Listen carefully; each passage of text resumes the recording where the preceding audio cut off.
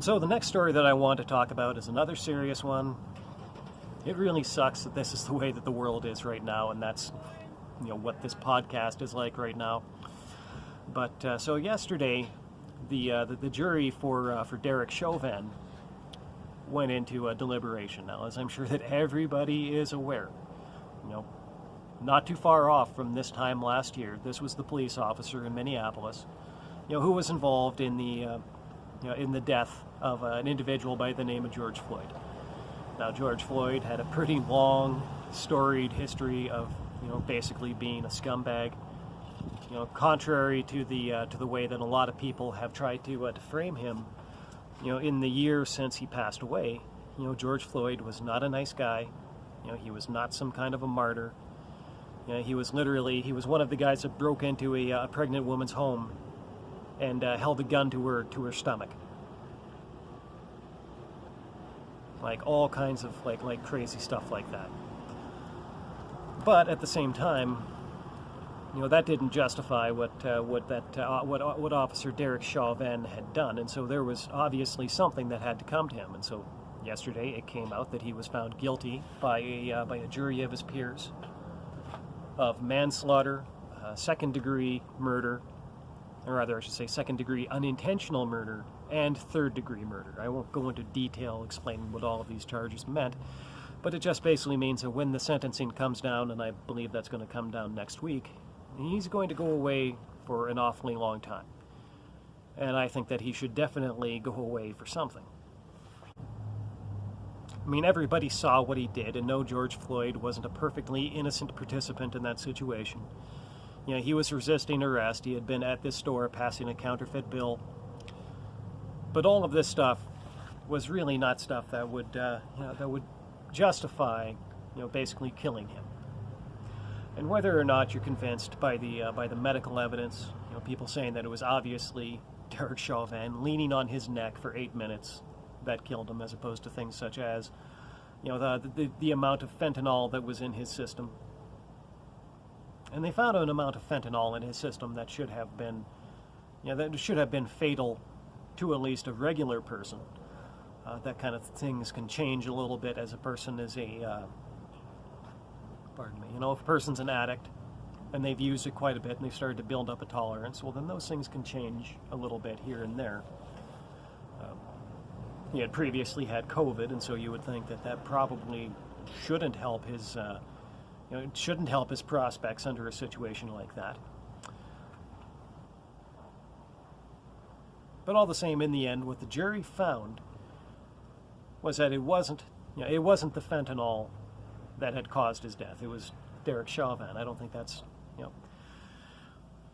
I don't necessarily think that the jury had this wrong. I mean, I'm not a medical expert. I don't know any better.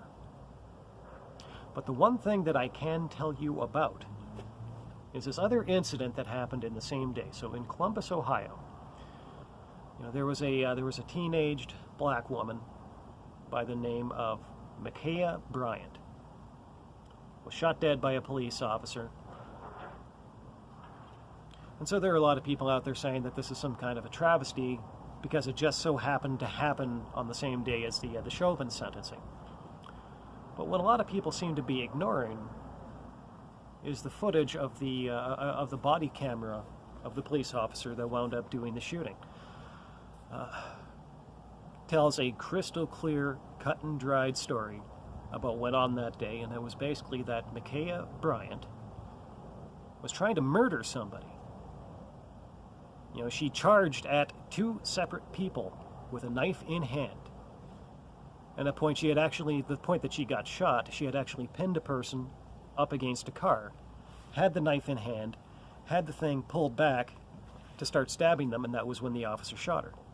Because basically at that particular point, there was no other option for him. It was either shoot this person or let her murder somebody right in front of him. It's pretty obvious that a police officer can't allow something like that to happen right in front of them, so he did his duty. And there are a lot of people out there that just will not accept that this was a justified police shooting, and that really this person was the architect of her own demise. And quite frankly, there's absolutely no two ways around that. She was literally the architect of her own demise. She knew that there was going to be a police officer present because she was the one that called the police. And so by the time of the recording of this podcast, today's the 22nd of April in 2021. So by the time that this podcast has been recorded, it has been a full day. It's been a full day since this thing went on. It's actually been a full day since the body cam footage was released.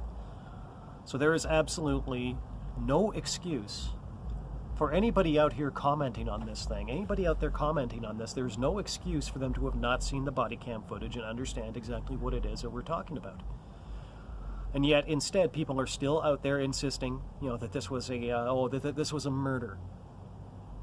That they murdered this girl. No, they didn't murder her.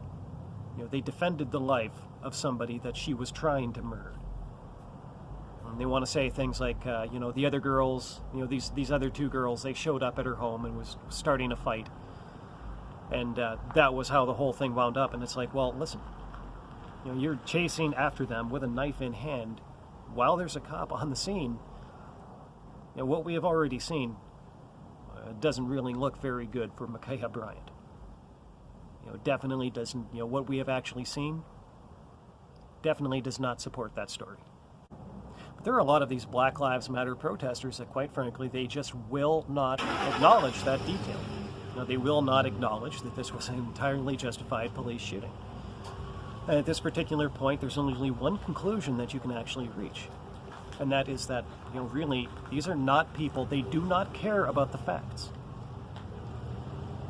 They don't care about the facts, they only care about what kind of narrative that they can create, often in open defiance of what the facts actually are. Here's a pretty good example of this. So, LeBron James. A few weeks ago, he was answering criticism about his political activities and basically saying, it's like, oh, well, I'm the wrong one to combat because I always do my homework. Now, we know for a fact that isn't true. He was actually trying to stifle criticism of the Chinese response to the Hong Kong protests. And he was completely in the wrong to be doing that. He hadn't done his homework. He didn't know what was going on. And so we know for a fact that he doesn't, but if he were, what he's done in this particular case is not a good look. Because basically what he did was he went on his Twitter account. He has, tens of millions of followers. I think the last number that I had heard was something like 50 million followers on Twitter for LeBron James. And he goes on and he tweets a picture of this police officer, and he says, "You're next." And it's like, well, why would he be next? He hasn't done anything wrong. He actually saved the life of another black teenager. Unfortunately, he had to do it by killing the person who was the clear aggressor. By the footage that we saw, that by now everybody has seen, she was the clear aggressor.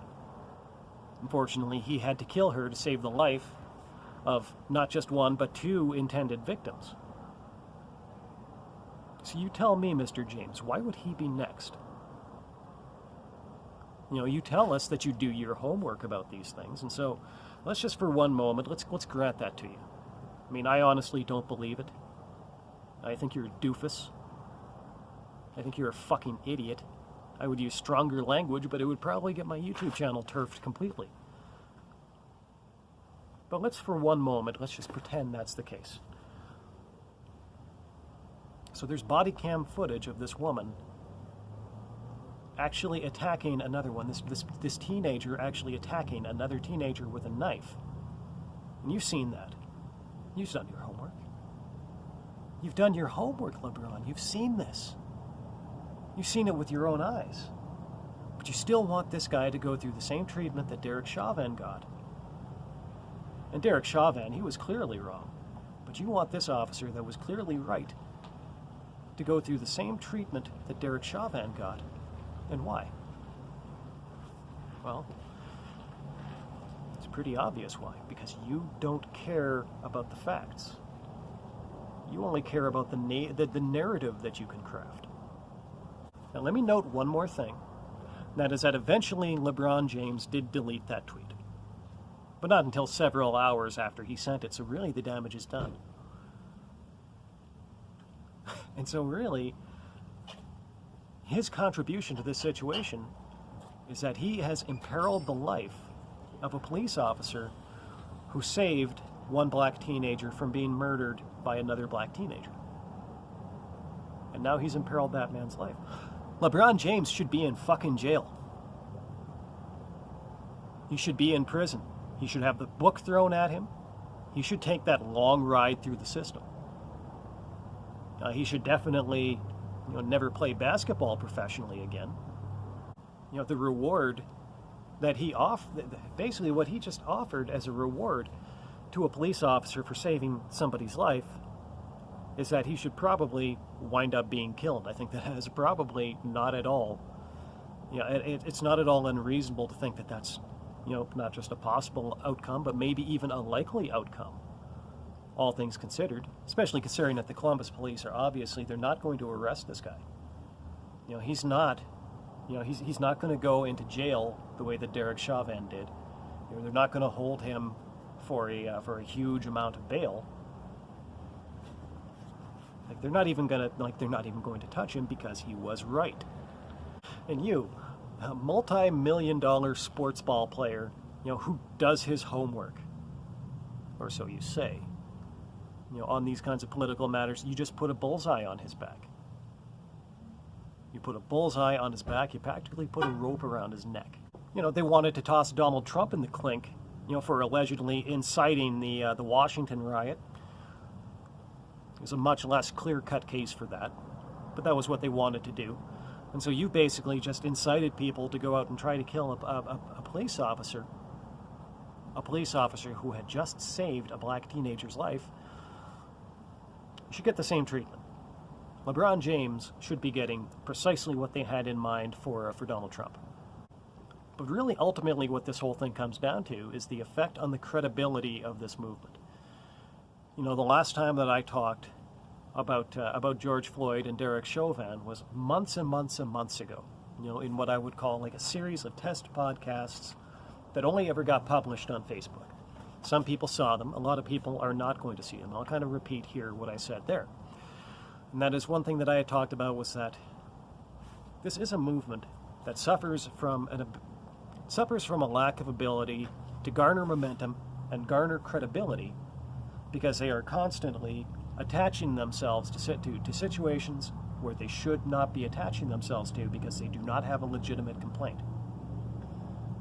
And so, for example, last summer, they connected themselves to the George Floyd case. Okay, they were absolutely right there. I think they were 110% right there. There was the Arbery case, where a guy had basically been out jogging and a couple of guys rolled up on him and shot him. They were absolutely right to jump on that case. But then there was the Jason Blake case, where basically he got shot, while he was pulling a knife on a couple of police officers.